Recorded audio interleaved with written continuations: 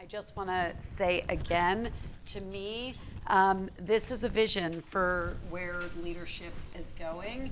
These are 4 women who have literally made their own way, blazed their own trails, built their own businesses, or gone and partnered to build better businesses, and that's why they're all here. So let me just take a minute and introduce you to all of them. To my far right is Suqian Dong. Suqian was I think the second partner at Female Founders Fund, which is a venture capital firm. She joined there after half a dozen years in what she said to me was general venture capital, which I think means sort of big money venture capital that also has men in it. Yes, it does. And we'll talk about that and what the implications are, but we're so happy to have you here. Next to Suqian is Arielle Kay, who I think does my favorite thing for a living. She makes sheets. I told Arielle I think really hard about sleeping, especially as I near AARP age. It's getting harder and harder.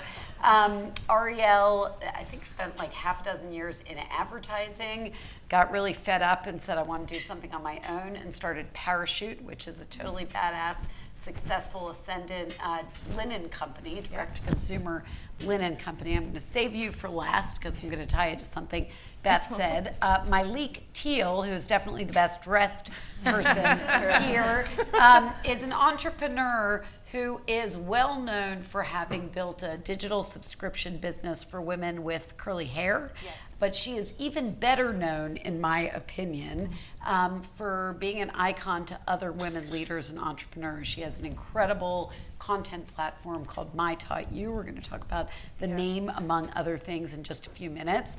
And then Beth, picking up on the notion of mentorship, I want to say to my left, is the woman I call my 34-year-old mentor, Alexa. I'm a little bit older than that.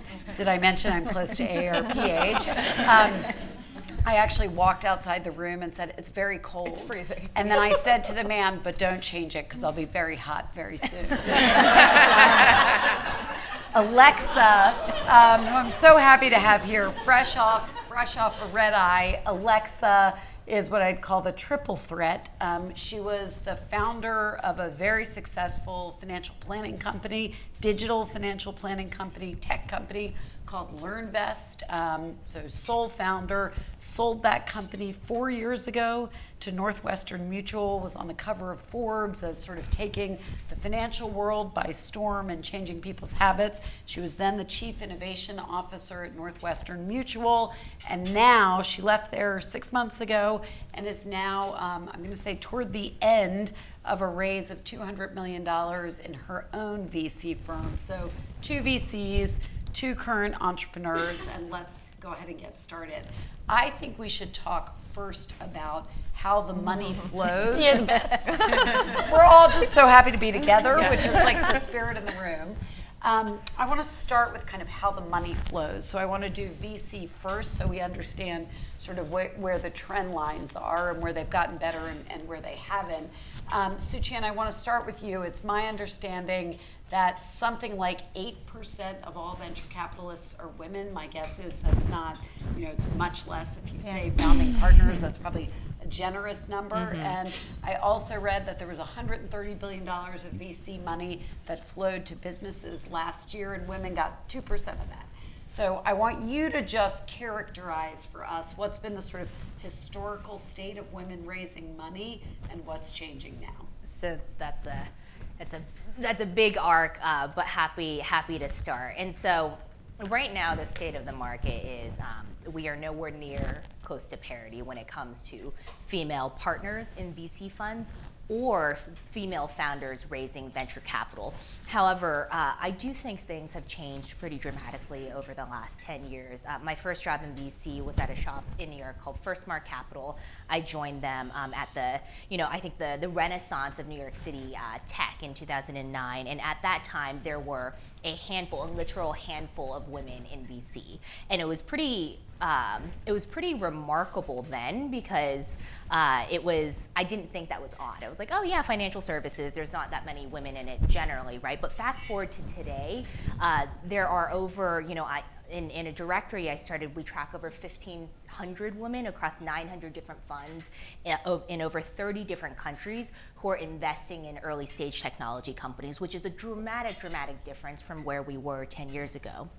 And I think that this plays a big role in supporting the number of female founders who are starting companies and then going on to raise capital from investors who will support them in scaling into hopefully being the next unicorns, the next Facebooks, Googles, Rent the Runways, Guild Groups of the future. So just stay for a minute on something you just mentioned. You started a directory, essentially a directory for women in venture. What was the point of that? Like, how can a directory actually advance women getting more money? So,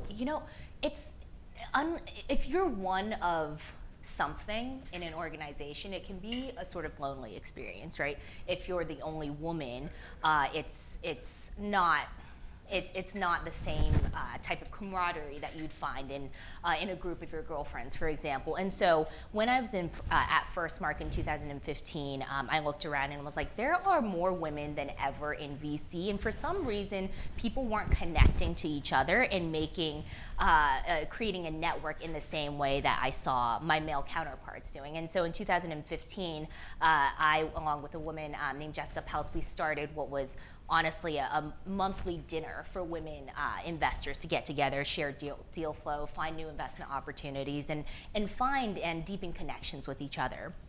And so the reason why we did that was because we thought that there was a great opportunity to leverage the number of women entering in this space and institutionalize in some ways the foundation of how people connect with each other, how people find co-investors, follow-on investors for their portfolio companies, how people recruit in the industry, how they find new jobs, and create a network that's not a replica of the old boys network, right? But something that's net new, where women can lift each other up by creating economic opportunities with each other. So Alexa, I want to bring you in here. You've seen this movie from both angles, right? You raised money and now you have a fund and you're beginning to invest with companies. How does this idea of sort of a community of women and a very strong network, how does that become an exponential propellant? So a few things. So back in 2008, 2009, when I dropped out of business school and was starting LearnVest, I actually, we had about 10 term sheets for our Series A, and I went with the investor that was the smartest and knew my business the best. It happened to be a woman. And I remember the headline literally was, female founder and female VC match made in heaven. Like the odds were 0.001% that that combination could even happen. And it didn't occur to me until actually the headline article came out that I was like, wow, it is just us. Like, she was one of the only female partners. I was one of the only female founders. And I think that just really stuck with me. And then I obviously had to put my head down and go build and build and build. And today, I will say the biggest issue with not having enough female investors is we naturally role model. What you see is what you believe is possible. And what happens is, and we know this from young girls in their middle school, when that's when they lose their confidence in STEM and things like that, because you don't see enough female role models in those categories. And I think the same thing actually happens in entrepreneurship, which is if you just see fewer female founders, fewer female investors, it just doesn't occur to you for young people that is a total possibility. And I think it's one of our obligations, and why we sleep on planes and run around the country and do things like this is I actually think being very vocal about the fact that we're out here, we're doing great things, we're going to kick some serious ass, and constantly keep making sure that people can see us. And just now that I'm on the investing side of it, what happens is if you actually look at the data, the number of female entrepreneurs of diversity that our team will get to see, our investing team, actually, this is nuts, is 5 people and it's 4 women. And the stats against that are like, again, back to 0.1% type stats. And for us, as a result, we are starting to see more female entrepreneurs, more entrepreneurs of diversity, just because you end up role modeling. you show up to parties that you think you're welcome at, and it's absolutely true. And the party happens to be venture capital, and we happen to have money. And I just think it's really important that you have to remember there's that subtle underlying conversation that we're not having, which is that if there's nobody else around the table, some people just don't even show up. They don't show up to, and actually equity is the new land. People 50, 80 years ago, the way that they would create tons of value would be to buy tons of land. Well, right now, what we're seeing is equity, especially private equity, is the new land. That is where vast amounts of wealth are going to be created. And if we don't let everybody of all shapes and sizes get, a seat at that party, again, we're just going to see the income equality gap get even bigger, and it's going to get even more focused on this massive gap that we're seeing. And so anyways, I'm thrilled we're sitting here and having this conversation for that reason. I want to bring my leak in a second, but I want you to give a short answer on this, and it kind of relates to what Curlbox is doing. You Inspired is focused on underserved populations. You just described how you're also raising that way. Obviously, that's good for the world. Talk about how it's good for business and how you convey that that's good for business. Yeah, so our venture fund is investing in all consumer early stage technology. So again, we are here to have returns and ROI. There was a deal that we were putting in a term sheet on, and it happened to be a company that is great for females. It's a company where that's the consumer. We're the only term sheet that had women partners of many term sheets. That's good for business because that helps you win business, and actually creates an advantage, especially given that 51% of the population is women, and 83% of the dollars that flow through a household flow through often a female. And so it's great for business when you're actually competing on deals where your counterparty maybe isn't the end consumer. So let's go to my leak. My leak, you started a business where you saw an opportunity that women with curly hair, and I'm guessing that over indexes for ethnic women, women with curly hair were not being served. So that was your point. Was the motivation to kind of make a statement about the business opportunity in underserved populations, or was it something else? Yeah, definitely. Years ago, I was sponsored for an internship to come here to New York. Essence Magazine, they got me this big job, and it was because there were no women that looked like us making products for us. And as I was at that internship, I learned that Black women spend more money on hair products or services, but remain like the most underserved. And so what does that mean is that when all of these subscription boxes were hitting, and it's like, oh, samples, and I'm like, right, for everyone but us again. It's like you can go to a store, you can go to any store and ask for a sample, and it's going to be in your shade, it's going to be for your hair type. Every hotel that you stay at, you can use the stuff that's there maybe, but for us it's so difficult. And so when I started the box, it exploded, and it also forced the industry. I'm listening to these conversations, and it's like I'm not even at a point where we can even grow to this level because the Black hair industry is so slow to change, even though the demand is there. And so when I launched my box, it was good marketing, good photos, great fonts, just all of the stuff that, I used to joke that there'd be all these commercials for women for their hair, and it's like doing our hair was just like drama. I'm gonna go to the store, I'm not gonna be able to find what I need, and then I'm gonna get it home, I'm gonna hope that it works, and it's like, but yet I'm watching commercials where other women are like, and so a lot of what we do is creating that in our space. And so I think that we're coming up on our 8th year in business, and we have been sold out ever since we started. We sell 1 day a month because we try to bring that joy to the space, and so we've it's very much a marathon for me, but I'm enjoying this conversation because it's necessary. I have to ask the CMO of the New York Times, who I hired, who's amazing, spent 15 years at Unilever, and he worked on hair. Are you moving the big companies? Yes. Like, are they paying? What's happening? They are. The internship that I got was actually at Unilever, and so we have worked. At this point, we have worked with probably 300 brands, and so we are working with these companies. We just recently worked with Unilever. Suave came out with some products, but we're working with them, but it's not consistent. And so what I'm trying to get these larger brands to understand is that you want to stay in a long-term relationship with women of color. Don't just come out like, oh, hey, we've got something for you, and then you go away. Come back year after year after year with us so that you build that trust, and we know that it's not just, and I think it's why in this space, women want to see themselves. They want to see themselves on the shelves, and they want to know that you have hired someone that looks like them, and that you're in meetings and you're not using words like, they're just ashy or nappy or all these things. I've seen this in marketing materials. It's like, we don't want to feel like that, Right. So amazing. Yeah. I love that notion of women want to see themselves. So staying with the topic of kind of motivation, what made you all do it? Arielle, I want to come to you. I was so struck reading about your background that you sort of described the purpose of your company, not as making sheets, but as helping people begin and end their day at their best.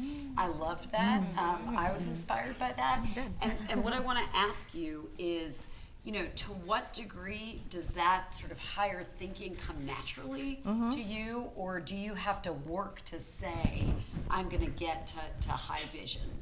I mean, so my background, I worked in advertising and I worked on the strategic side of creative. So I was doing a lot of consumer behavior research. So not necessarily the traditional background that a CEO might have, but I think one that has been so applicable to the business that we're building, which is a consumer first business. And people say that all the time, but it really is such an integral part of everything that we do. And so I think about how you start and end your day, and I think about our business as being relationship first and transactional second. And so when we're designing products, when we're designing in-store experiences, when we're communicating and thinking about flow of like our user flow, I mean, it's all about deepening this relationship and adding real value that is, that's going to make you feel good.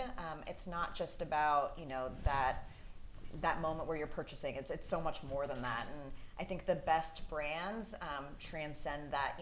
They're not brands that you think of, oh, I just buy my thing here. It's that feeling that I get when I spend time or use my products, or just think of it's just so much more. So you both, Myleik and you, Arielle, are both pointing to this notion of even brands, even products have to build long-term relationships. 100%. Yes. Certainly the digital economy is sending us in that direction. LearnVest wanted that as well. So how does that make you think differently about how you hire, how you set up your workplace, what your culture is? Yeah, I mean, I joke that again, a funny upside of the jobs that I worked prior to starting Parachutes, I worked at places just that had the worst culture of all time, and it taught me exactly what not to do. But I think we're a brand that talks about wellness and talks about taking care of yourself, and if you aren't a business that actually stands for that too internally for your team, I mean, that's just you're missing the mark. And so we think about hiring people with all sorts of backgrounds that are super creative, that care about brand. I think what's so interesting about consumer facing brands is that as you grow, you get people that really love the brand and that want to work and want to tell that story and want to be part of that narrative. And it's amazing hearing men talk about sheets and talk about weaving techniques and things that is very different than what they you probably never would have thought that they would be talking about on a day-to-day basis. But because they become so passionate, it's not just because we're selling that product, it's because we're selling that experience to the customer. And because these products, as you use them, really do help you start and end your day feeling your very best. And sleep and taking care of yourself, especially in the world that we live in, is just so critical to your happiness and to your productivity and like all of the things. I mean, it's so important. And so as a brand, we really hope that we can add value there. Last I looked, men sleep just as much as women. They certainly do, and sometimes more. So. Yeah. So what's so, in your story, you'd gone, I think, to Amalfi and like slept on these amazing sheets and then couldn't buy them. You all, we did a bunch of research on you.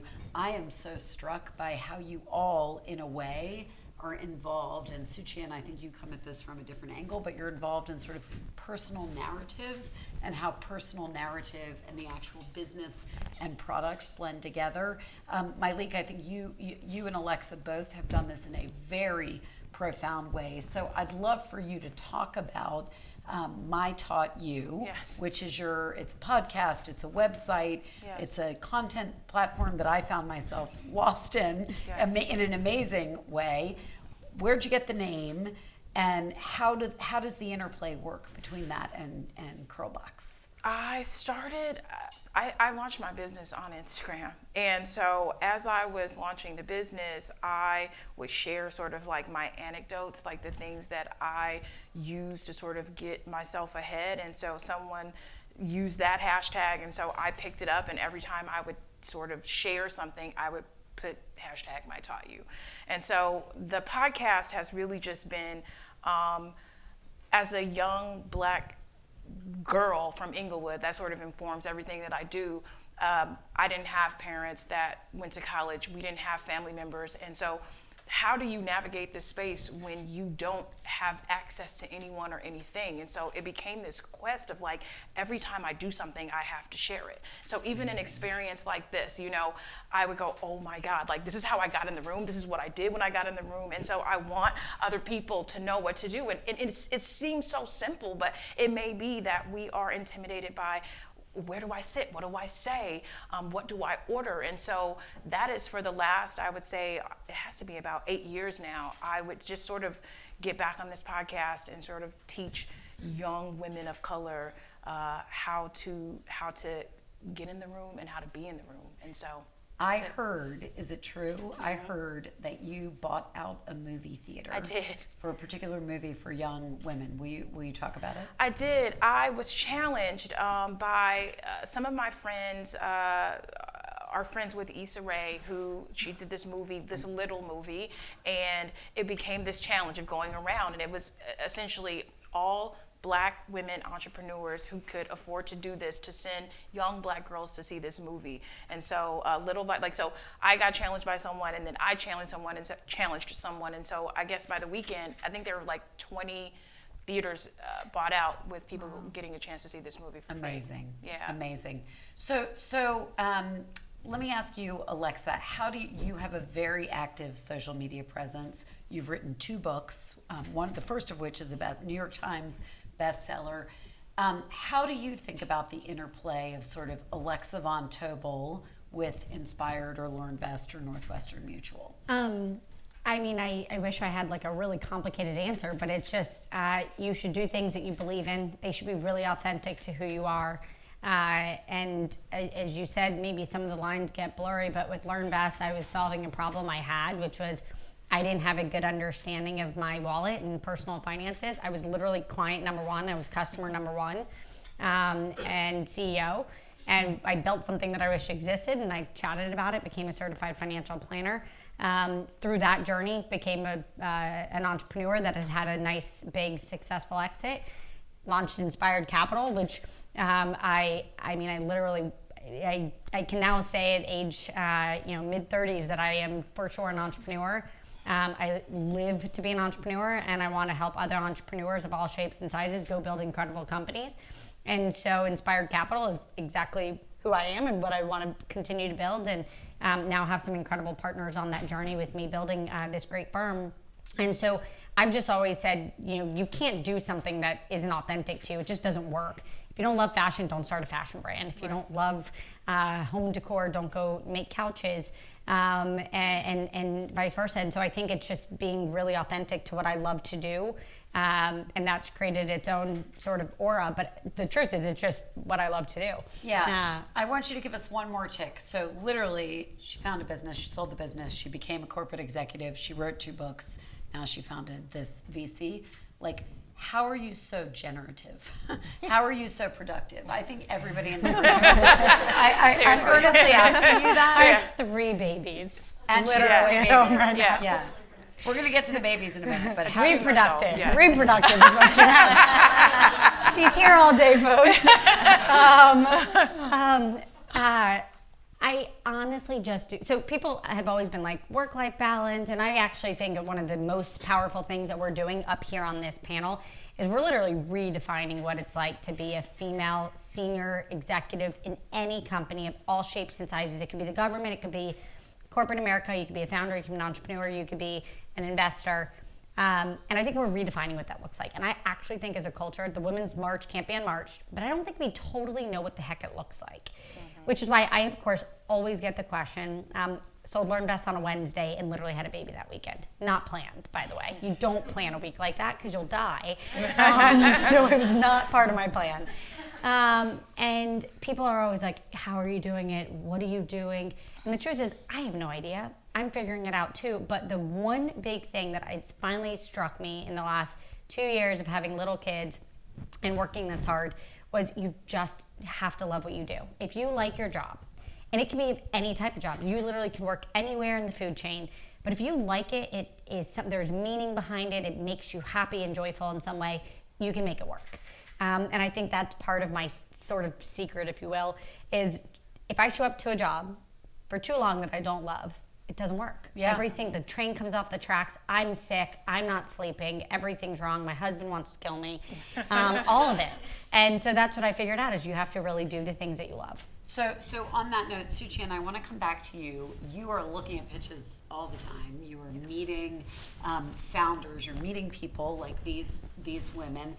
Two questions for you. How do you think about their personal narratives in the context of what they're building as businesses? And then what are the one or two things, if there are any, that you say, like, if I see that, I'm going to give her money? So I'll answer the second part of your question first. For us, we are seed stage investors, right? Which means that we invest in companies that are sometimes pre-launch, they're sometimes pre-product. And so what we are actually investing in is people. We are investing in founders. And so the number one thing that we ever look at, full stop, are people, are founders. Who are you? What is your story? And why are you doing what you're doing, right? And I think that's where the personal and the professional really intersect, where like being a founder is really hard, right? It's a lonely process. You get a lot of no's from all different directions. It's a 10-year journey that you're committing yourself to build something that is meaningful to you and hopefully meaningful to the world. And so what that means is that you have to be driven by something other than I want to be a CEO of a big company or I want to make a lot of money, right? That comes from within, and that could be around solving a personal or a professional problem that you've seen, but that's where the personal and professional, we believe, really intersect, because it is your life for the next 10 years. And so going back to what we look for in founders, we're looking for founders who have a unique point of view about the world, some non-obvious conclusion that they've come to given their experiences. We're looking for somebody who's demonstrated past success, and that doesn't have to do with age, right? But even if you were in school and you're just a fresh entrepreneur out of college, what have you done, right? That's demonstrated you can do something above and beyond the norm. And then we're looking for people with superpowers. I fully believe that no one is good at everything, right? But we're trying to invest in people who are excellent at several specific things that we believe will move the needle significantly in building what they have a vision of in the world. Would you say, are there like one or two of those superpowers that like always present when you say we're going to make an investment? So the unsexy superpower, and this we uncover over time, is grit, right? So really putting your head down and Let's hear like it for going Resilience. for it. Everyone can have grit. Yes, everyone can have grit. And the other one, which I look at Alexa, I'm like, you have this. I'm so inspired whenever I listen to her, is this ability to sell, right? And to not be like the proverbial sort of 50 years ago salesman, right? But like, how do you get people galvanized behind a vision, right? How do you get people to believe in something that doesn't exist yet? And that doesn't extend to just investors, right? But it's the people you're going to hire, right? Hey, come work for me. You're going to earn basically no money right now, and maybe this will be big, maybe, right? No promises. And so how do you create a story, right? And how do you bring people along for the ride that is so compelling that they will be almost unreasonable in their commitment to supporting you in that venture? Amazing. So everything we've heard so far is inspiring and positive and makes me feel energy. I want to talk about like the really, really hard stuff. All four of you have had extreme success. What's the kind of underbelly of that? And Arielle, I want to go to you. You don't have to talk about this example, but I did read that you early on, just after launch, you sort of sorted out that you had giant demand for your sheets and not enough to supply to Yep. deliver on it. So you were sort of screwed right at the outset. How did that shape, who you are now Sure. and what you've done from there? Yeah, well, I mean, to be perfectly candid, I thought that we were done. I mean, I thought it was total failure. We had this huge opportunity, and we had completely, I had missed guy. It was dunzo for us. So, you have no idea how to, or at least I had no idea, with no background in retail, no background in inventory planning, how to potentially map out the kind of inventory that I needed to launch a business. And so, some may say it's a good problem, and certainly is a better problem than the alternative, but I launched, sold through inventory that I thought would last months in a matter of weeks, got some really exciting press moments, and as a result, had no inventory to fulfill customers, and actually then opened up a wait list so people could pre-order product that was on its way from Italy, and sold through all of that. And then so some people were needing to find out that they were going to have to wait like 4 to 6 months to get their bedding. So for me, I had these That's a lot it's of a very nights. long time. It's a lot of nights without sheets. So,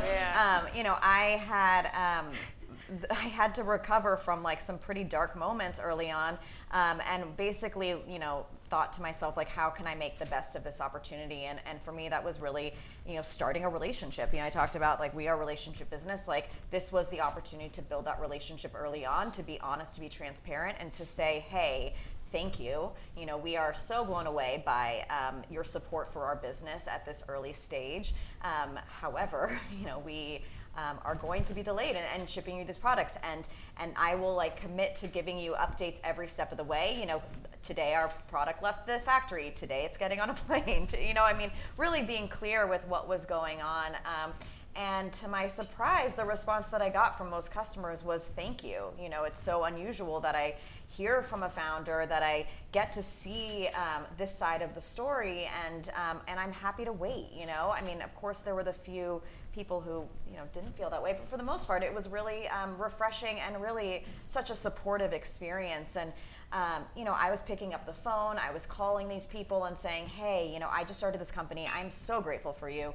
And so, those customers, when we look back at our cohorts, like, those are actually not our worst customers. Those are people that then came back after having like a pretty mediocre first experience, all things considered, and continued to shop with us. And some of those people have made 5-6 purchases at this point, and have some really high LTVs. So I think for me it was that beginning of the relationship and an opportunity to show myself and who I am, and to kind of unveil this like mask behind parachute and say, listen, like, I'm a person who made some pretty bad inventory projections, and here we are. And luckily we've since hired a phenomenal team, and I am no longer responsible for planning. We've had inventory. Until recently, inventory issues were something that continued to pop up here and there, and because of demand and because it's hard to project for new categories that you have no data around, and hindsight's always 20/20. So. It was definitely an adventure, and certainly felt like a big failure early on, but we've recovered. Thank God. Let me get one more. Malik, you had a similar, you launched and then there was like vitriol. Yes, I was just mouthy, we sold out very quickly, and people were sort of attacked. They weren't being nice to me, and I wasn't being nice back, and that was a learning curve. I was young, and I felt like, I'm working really hard. Like, what I was trying to explain to them is that, like, I'm working really hard going into these companies, explaining to them, why it matters and why we should do things for you. And you're yelling at me. What's crazy is even to this day, I have somebody on my cell phone. Like, you are yelling at me and you are cursing me out over shampoo and conditioner. I just want to make sure that that's what we're talking about. And so, over time, I have learned, sort of how to work with our customer. But it literally, I was just blown away at how upset people were, and just the attacking me on Twitter, on Instagram. And it's, even we had a situation which is so so like you, I have no access to customer service, so I can't see anything. But when people write and say, my shampoo spilled on my shirt and you owe me, for the shirt. So now old Myleik would be like, yes. New Myleik is just ignore or forward, please, send a note to customer service. So our customers are passionate, which we are happy to have passionate customers, but with that passion, you have some anger. And so it was just me learning how to deal with that, because it's better. But it hasn't gone away. And that's just, I think, something specific to our community. When you have been underserved for so long, everything is a problem. And so I know that, I understand that, and I just try to work with that. Like, I understand if anytime we have a spill, we replace it right away. But it gets tough. People love to take, all of their aggression out on customers. Yes. It is wild. It is. Yeah. So You should hear New York Times. Oh my God. And Myleik just said something pretty profound, which is the idea of a community that has been so underserved for so long, and how that feels like something. I'm finally getting this thing I need, and it's not right. I think that's a big point. Let me ask you all one more question that I want you each to answer, and then I want to open it up to the group. So we are here at New Rules Summit to talk about leadership, women, and to begin to build this playbook for change. What have we not talked about yet in this conversation, or what's not being said in the rooms that you travel in that you think should be? What's the stuff that's, one of the differences between last year's summit and this year is we're trying to actually get ourselves into the underbelly of some of the drivers of why it's been so unequal for so long. So why don't we do this? I'm going to let you think about it. I'm going to go to the room for a question, and then we'll come back and have you all answer. Questions from the room? Yes. So you guys have such an exciting opportunity to build organizations from the ground up. And I'm wondering how you think about, or support organizations that are, how do you think about designing the workplace of the future? Like, what are the qualities of that? So again, I'm 90 days or so into my brand new job, which is so exciting, and I feel like I'm back in the arena, and like my skin is fresh. It's so exciting, and I think what we're trying to think about is what should work look like if, and keep in mind we're a small team, so our venture fund is 8 people. It's not, I was at one point running 2,000 people, so it's so different. And I think we're literally just trying to figure out, I want everybody at the firm to be at the firm in 30 years. That is literally my goal in my head, which is like the last day maybe I'm working, I want everybody to still be there. And so I'm like, how do we build a firm that everyone is so passionate about, so committed to, and what does that look like? And that's the lens I'm bringing to everything. So we're literally working from August from anywhere you want. There's 8 of us. I was like, anywhere you want, go, have it, like, enjoy, and they're gonna work their butts off. I mean, we all will, we're wired that way. But work from where you want. And when you have to get home for your kids, all of us have little kids, we're like, get home to your little kids, get right back on. Technology is incredible, so it lets you do those things. And just to have a really active debate about everything. So we want every opinion at the table. Nobody should put anything under the rug at all times. And I'll just say, we're figuring it out. And doing it remotely in August. Yes. Hi, I'm a video producer, and I'm thinking of starting a company. Oh, hello. Like a microphone. I'm a video producer, and in the past year, I thought of a company that I want to start. And I'm one of the most confident people I know, but yet when I tell people that I want to start a company, I find myself feeling very insecure because I didn't go to business school. I don't know anything about starting a business. How did you, and many of you have said that you kind of started from scratch, how did you find the confidence to do that? I mean, I didn't go to business school. I have such an unconventional background. I mean, I think for me, I found myself so passionate about what I wanted to do and what I saw, like the opportunity that I saw, that I truly couldn't think about anything else. And I did start telling people, partially because I wanted to hold myself accountable, because I knew that if I started to communicate that this was where I was going and the path that I was taking, it would help me get from point A to point B. But I also then like looked around and said, who are the smartest people I know? Who has experience doing the things that I'm trying to learn how to do? And how can I give myself, you know, that rapid fire education about how to build what I'm trying to build? And I continue to do that. I mean, I don't pretend to know what I don't know, and I've learned so much along the way. But, you know, having experts and having advisors and mentors and, you know, peers around me has been, you know, critical throughout this entire process.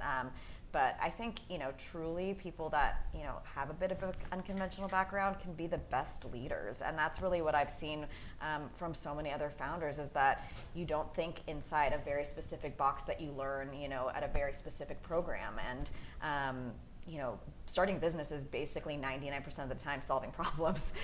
You know, it's like, it's very not glamorous in that way. I mean, that's what makes it fun and exciting, but you're constantly putting out fires, you're constantly finding solutions. And so if you can think creatively, I think it goes a long way. So, Myleik, let's start with you. Yes. And answer my question. What's not being talked about in the world yet, or enough? We're not talking about unconscious bias enough. And so I feel like that's the conversation that we need to be having, is that there needs to be training in the companies, because much of my entrepreneurship journey is dealing with people dealing with me and what they see. And so there are definitely more hurdles. Hiring is difficult for me, because if you aren't used to seeing someone in charge that looks like me, you're not showing up the way that you should be because of how you think I am or what you believe me to be. And so I really think that that's a conversation that needs to be had about how we feel about women, how we feel about people of color, how we feel about their age, and there should be training for that. Beautifully said. Alexa. That was mine, but it was I did not say it well enough. You did such a better job than I would have. I'll say something else, which is I feel that for the first time we are seeing women truly hold hands and support one another in a way that is so powerful. I think women, you know, in different pockets have supported each other, et cetera, but I think it's now this extreme, like we've got to change the conversation. You can't have 2.6% of private equity dollars be only women. And rather than us being the only women in the room and we're like, we got to compete because we're the only two, we're like, let's hold hands and kick everyone's butt. And it's just such, and I will say, I think there's such a positive element to this, which is we are unleashing something that has never been unleashed. And I think that is not only really powerful, it feels good. It feels good to be part of, you know, I hope I have 2 little girls now and a boy, but my little girls, I hope get to have this sort of community that I think really exists. It's amazing. So for me, I'm a brand new mom, and I think just as I'm figuring out my new identity, I think there's just still more conversations about, like you said, flexibility in the workplace, about you know, this idea that work-life balance has to be had by women and not by men, and that, you know, men never get asked about how they're dealing with raising their family too. And so, you know, I think, I mean, for me, I'm like just getting out of that, you know, first few months fog, but really thinking a lot about, you know, what it means to be an entrepreneur and a CEO, trying to build a family too.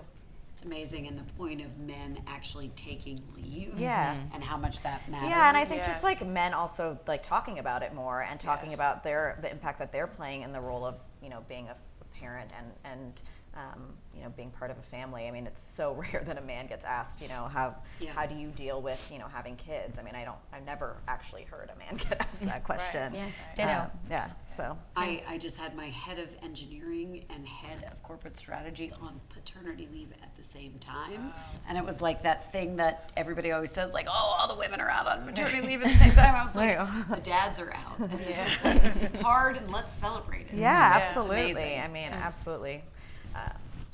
So this is a different flavor of unconscious bias, but a focus on intersectionality, right? Because you know, for us, we invest exclusively in female founders, but that's not the only diversity and lens that should be applied, right? And every single person is different, and they come from different backgrounds and have different lived experiences. And so, you know, while the movement towards getting to parity when it comes to funding going towards female founders, for example, is something that absolutely should happen.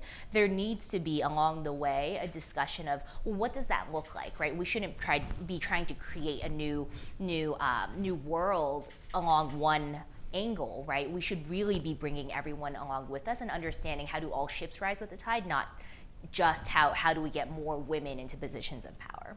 It's amazing.